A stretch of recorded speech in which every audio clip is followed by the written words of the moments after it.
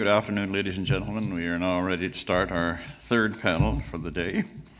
And our moderator is Brigadier General Retired, Dr. Bernie Bird. Gates. Terrible thing. See what happens to lunchtime. Sir, the program is yours. Thank you. Well, good afternoon, everyone, and welcome to this final panel of our conference on NATO reform and transformation and its impact on Canada. As you have seen in your program, we have two distinguished speakers. First, Colonel Brian Irwin, the Director of NATO Policy at National Defence, who is standing in for Jill St. Clair, the Assistant Deputy Minister for Policy at NDHQ, who is unable to be present due to another commitment. Brian will focus on maximizing coherence in defence planning. And having been a former Director General in that same office, I'm really looking forward to what has been achieved in the intervening years in terms of coherence. He will be followed by John Graham, who I hope will join us shortly, whose impressive CV is, of course, in your program. And John will focus on transforming to network-enabled operations, adopting distributed mission training.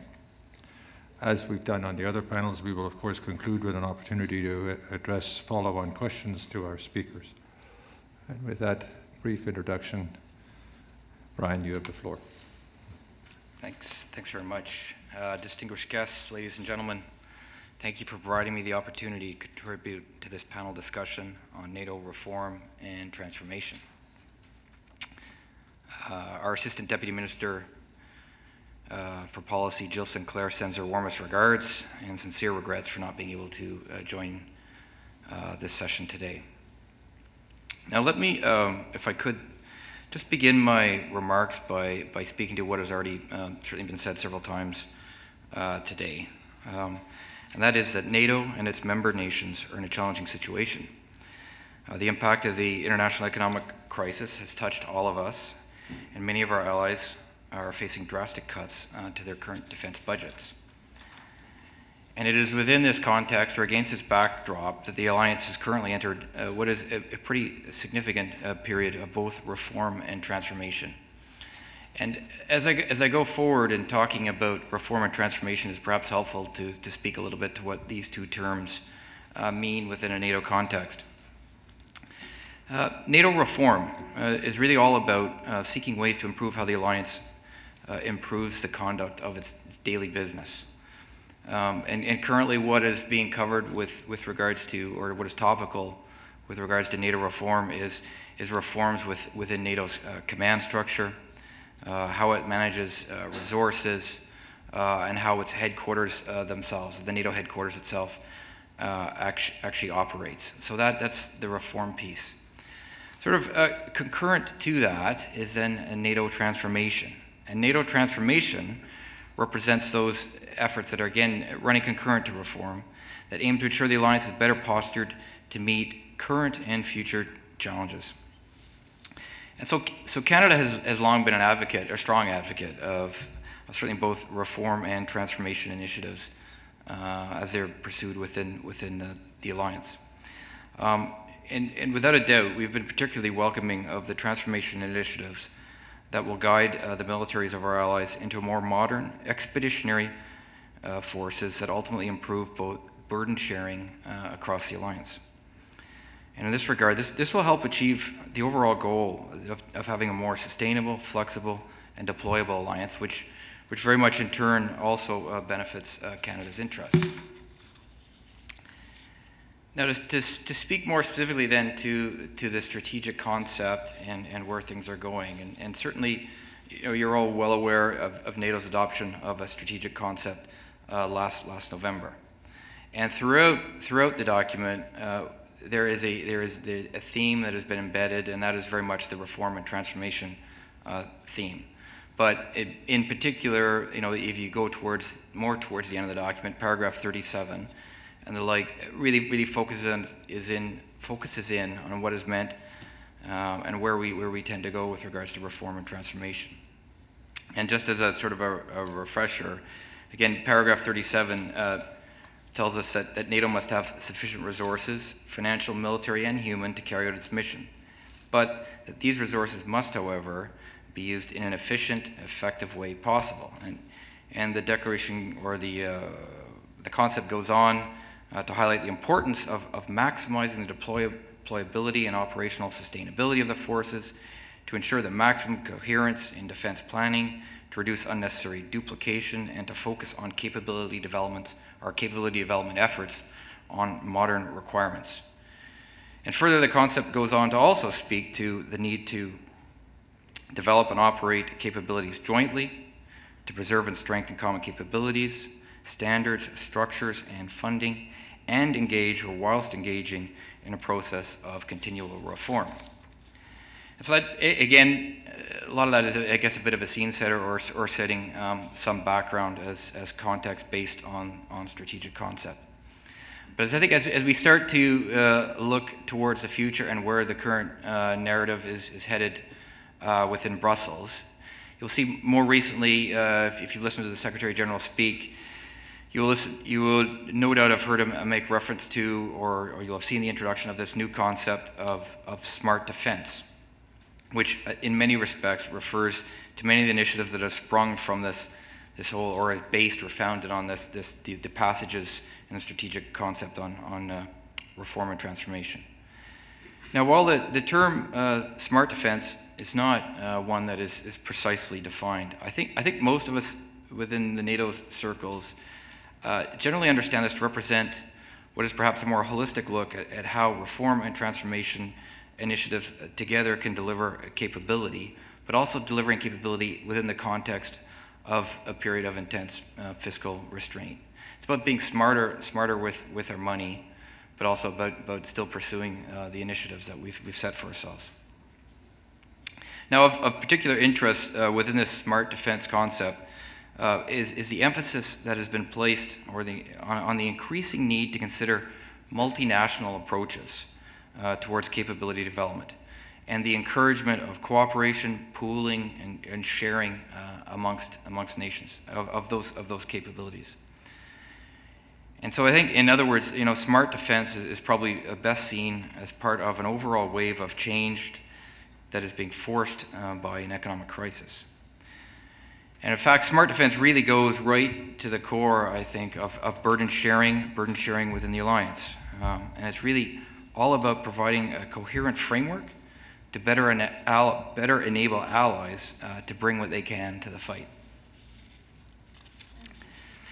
Now, it is also worth noting that when one comes to looking at the more practical applications of concepts such as smart defense, there really is sort of, and as you apply it to a nation or nations, an alliance of 28, there's really no one size fits all or a cookie cutter approach that can be adopted. And so when you look at how a nation does contribute capabilities, you can't necessarily say that nation has a GDP of a certain size, and that should necessarily translate into a certain number of warships, certain number of planes, and certain numbers of land forces. And similarly, I don't think you would also just look again for sort of a cookie cutter solution to say a landlocked European nation would have the same expectation to contribute to a maritime capability as would a nation like Canada that touches on the Pacific, the Arctic, and the Atlantic. And so enabling, all this really goes to say that enabling contributions, or enabling sort of the contributions of the 28 allies in particular, involves a unique planning approach that understands the capabilities and capacities of each ally, and within the context of national defense security challenges, and seeks to tailor how a nation can perhaps best contribute. Now, while this concept of smart defense is recent, and I'm sure many would support me in saying that NATO's defense planning process is something that is not new. And in fact, many would say that this process has long been considered a bedrock principle within the alliance that seeks to bring greater coherence across NATO defense planning by aligning, again, national efforts with the larger alliance capability needs, so as to produce modern, interoperable, deployable, and sustainable military forces. And after all, it is these forces, the forces that we are able to generate, that are derived from this process that provide the alliance the credibility and its ability to enable this strategic concept. In order for the defense planning process to work properly, nations are asked to bring forward, or they come forward in an increasingly transparent manner. They're asked to come forward in their own national defense plan, with their own national defense planning processes, through the completion of what is a very, I guess bureaucratic would be a term I could use, but a detailed NATO capability survey, and also a series of sort of bilateral engagements and a multilateral examination of our forces. So, for example, NATO would come to Canada, or we would go to Brussels and lay out where we are in defense planning. And the goal in this regard is to ensure that going forward, not only that there is that exchange with NATO, and that nations more carefully consider the needs of the allies and the alliance, as stated in the strategic concept, when they're also developing their own capabilities. And again, we're trying to synchronize, to harmonize the efforts of individual allies with again where the alliance is headed, and again seeking those synergies, those efficiencies, and the like that the SecGen is pursuing within that smart defense construct. And again, and while all allies are experiencing some to a greater degree than others, but the fiscal challenges right now, this type of pan-alliance collaboration is probably never been more essential. And I think, and if I could too, and again, just sort of looking at how this approach works with NATO and this bilateral engagement that we have, where a nation engages the alliance and sort of lays out where we are at in our planning. If I could make a pitch for our own planners, it probably is worth noting that Canada has been arguably a leader in using a multi-departmental, capability-based planning approach that for many years they felt has certainly very much set a high standard, and one that has certainly been encouraged other allies to base their own engagements with NATO with regards to the defense planning process. Now, going forward, and as we look ahead to the next few years, and perhaps as we even look more closely at preparations for the next NATO summit, Chicago, this coming May, I think you should expect to see smart defense emerge as a key theme, certainly emerging within the narrative of what perhaps some of the deliverables will be at this summit. And in this regard, we should expect there will be a continued push for the development of multinational capabilities and approaches, with allies pooling and sharing their defense planning efforts, along with enhanced efforts towards greater interoperability amongst allies. And I think even as we, and just to sort of bring it into more practical terms, the recent experience with Unified Protector, Libya, has very much sort of reinforced that need for greater collaboration in the development of capabilities, and the need for greater interoperability. And perhaps even just two general examples. But again, while however successful the mission may have been, it certainly did illustrate perhaps the potential risks of becoming over-reliant on one ally who is able to provide unique mission enablers. And so whether that be intelligence, surveillance, reconnaissance capabilities, or even the ability to refuel our planes flying over Libya. And I think, and then, so that's more on the capability side. But then I think in the other area where we also then look, and it links to both reforms and transformations, it also I think causes us to look at not only how we engage and operate as an alliance of 28, but also how we engage with the partners. So how we are able to have those, whether it be bilateral engagements or have that existing framework, perhaps not to the extent that Canada would have bilaterally with NATO, but with partners, with nations such as Qatar, UAE, and the like, that should the time come when they would conduct an operation with NATO, that there would be a greater ease in that ability to plug and play into a NATO structure, a plug and play into a NATO decision shaping and a decision making process and the like. And so I think and again, as we saw earlier today, talking about some lessons learned, I think that's certainly there's certainly the recent successes or the recent mission in Libya certainly do illustrate certain important aspects that sort of link to the SecGen's narrative and where he'd like to go with smart defense. And then if I could then just really to sort of wrap up, the bottom line to all of this is really that, again, within a challenging fiscal environment, the need for greater coherence in how we plan, how we spend our defense dollars has probably been never more important to ensure that NATO can, in fact, move forward. It can advance the strategic concept and become a more operationally relevant and effective alliance. Now, I don't see my partner at the table. I certainly do have other points, other areas that I would be happy to expand upon and the like, and I can go into those areas, or I can more than happy to field some questions. Okay. John Graham will be here shortly. I'm assured that he is coming. So I think we'll take up Brian's kind offer, and we'll take some questions. I have a couple of old sawhorses that I've been carrying around now after having worked in the area and having been the executive secretary of the Alliance for 14 years. I've sort of managed to look through a lot of keyholes in that time and get a sense of what's happening. But first, the floor to you with any questions that you have. Clearly, this is a topic of paramount importance because it ties directly to the cohesion of the alliance. And there are some fairly significant issues out there that have challenged that cohesion, and so perhaps we can turn to that in a moment. But first of all, please let's have your questions and give Brian a chance to respond.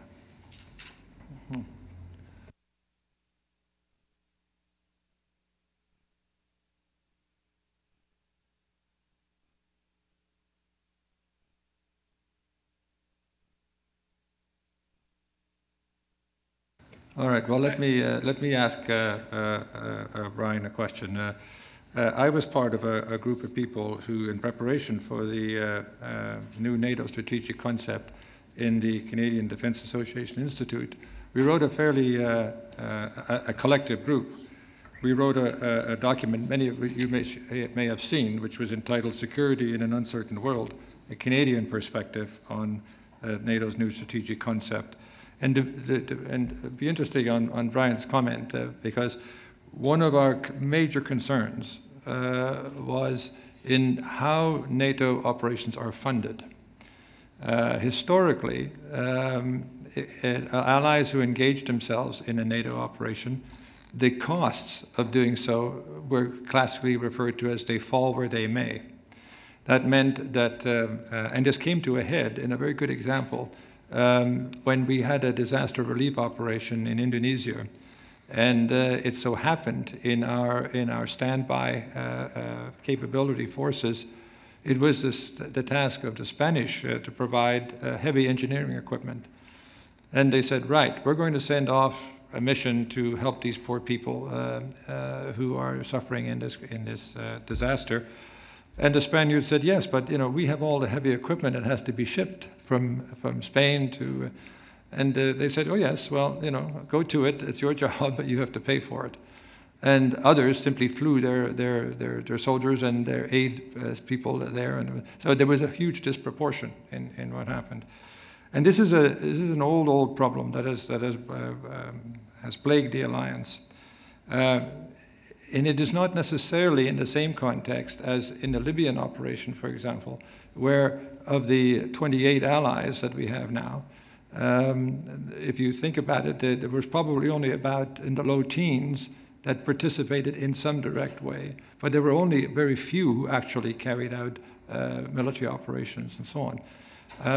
And it begs the question then, when the Council approves an intervention of some sort, one of the challenges that has to be addressed at some point is how to fund these things. Because while not every ally, as Brian pointed out, has the necessary capabilities to contribute in a meaningful way to an operation like that, there is no excuse for not contributing to the extent possible in financial terms. Because obviously, certainly Canada paid for its intervention, and it was a pretty heavy burden on us.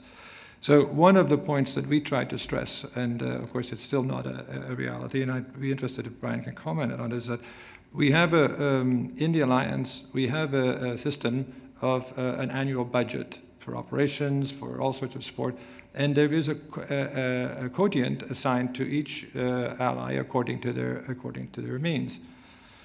Our main point was that we should apply the same ground rules when we authorize an operation within the alliance. So if all allies sign up, and of course you know we take our decisions by consensus, it means they agree that we should go ahead. But it's easy to agree if you contribute nothing. So at the very least, one would hope that common funding, which is a foundation of many other activities around, should probably be extended to this same sort of thing. Now, it may cause some to reflect. It may cause some to say, ooh, you know, can we really do this? There can be ways can be found, but the principle of sharing not just the operational commitment on the ground, but also the financial burden that comes with it. So I would have a comment on that, Brian. Thanks.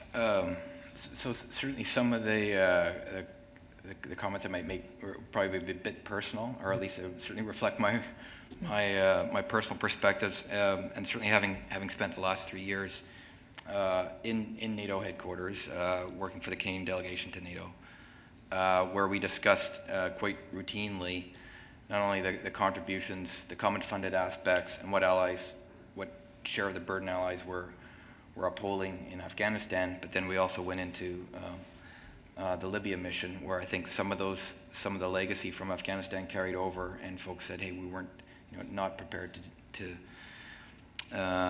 carry forward or adopt the same types of frameworks. And I think, and as you talk about common funding, I think very much is a double-edged sword. And by that, when you look at Afghanistan, and we embarked on the Afghanistan mission, I think when there was a greater capability to open up, to allow nations to contribute into NATO's operating budget, to which Canada contributes about 5.5%. A common fund, and allowed certain capabilities they're contributed to be funded. And for many allies, that did provide smaller nations who might not be able to contribute capability, at least allowed them to be able to contribute to a common fund. Yeah. But I also think, and we look at that as being a bit of a double-edged sword. We found ourselves maybe being a bit overextended in how we applied those common funds, and I think there's some things that we pay for today that kind of creates it kind of runs counter a little bit to what we would mean by burden sharing. And so when we talk about burden sharing, and we talk about this effort as being, it's about enabling allies to bring what they can to the fight. And some might only have money to bring, but we would expect other allies to perhaps, providing fixed wing fighters to fly over Afghanistan. It would be odd that in fact we were paying for that out of common funds, whereas you might say, no, that would be that allies' share of or their contribution to a mission. So I think we opened up a lot of things through the Afghanistan mission that we then found ourselves with a framework where we were tied in, and a framework under which nations saw that they could apply to and perhaps get some reimbursement for some of their contributions. And I think that runs a little bit counter to the principles of burden sharing, of doing your part. And so when certainly at the onset of the Libya mission, funding was talked about. And it was certainly set out within the NAC pretty clearly that there was going to be a pretty tight limitation on what was going to be eligible for common funding. And really all we saw funded was just the small, sort of the incremental costs to operating the headquarters in Naples and the like, and the incremental costs to operating our AWACS over the Med. And so very much going to a cost fall where they lie approach. But the counter to that is, as you pointed out, we did, while it was an alliance mission, it was not necessarily an alliance effort. So there were disproportional contributions from nations, and where you very much had a house not divided, but there was certain nations that were quite clear that they were not going to prevent this mission from going ahead, but they were also not going to contribute, or they were going to find other ways. And I think, and again, even some nations who were put in a position where they felt that they could not, for whatever reason, participate in the Libya mission, they found other ways to offset the burden, or perhaps take a greater share of the burden elsewhere where NATO was operating, and that in that case, perhaps Afghanistan. But long answer to when we look at the defense dollars that Canada puts into NATO, and again contributing about almost 6% actually to NATO's budget. We really argue. We need to be smart about this, and again, that goes to smart defense, making sure we've got the maximum output. It's not about offsetting or helping somebody else pay for a contribution. It's about making sure that we're applying these dollars to ensure we have the optimum capability going forward, whether it be a mission or whether it be a standby force. And I'm happy to come back to that aspect of standby forces, because the costs associated with earmarking your troops certainly do make nations pause before earmarking a force to the IRF, the Immediate Response Force within NATO, because they do understand that if called up, there would be that expectation that they might be on their own. Thank you very much.